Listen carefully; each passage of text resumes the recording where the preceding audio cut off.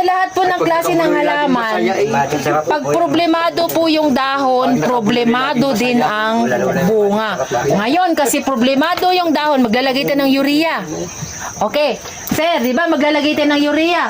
Ay, urea 4600. Kumukulot yung dahon, bumabaliktad pa sa sobrang kapal. Oo, kasi din nagkakagayin nga na lang. Oo. Oo nga talaga. Lalo na po kapag maulot. Tapos para po masusunog yung mga dahon. Kasi hindi po pwede nitrogen alone. Hindi po pwede yung baka lang kinain walang sabaw, hindi natin nilaga, hindi natin pinakulaan, hindi natin pinalambot. Kailangan kompleto. Okay? So, kayo po, kung mayroon naman kayong talong dyan, may sitaw po kayo doon.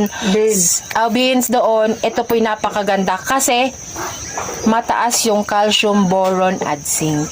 Pampabunga talaga siya. Imagine kayong nitrogen niya po dito, titignan natin, only 2.3%. Napakabunga ko na. Ay, bigyan niya. Teka lang. 2.3% lang yung nitrogen niya, pero kayang-kaya po niyang gawin pagandahin yung dahon natin. Okay?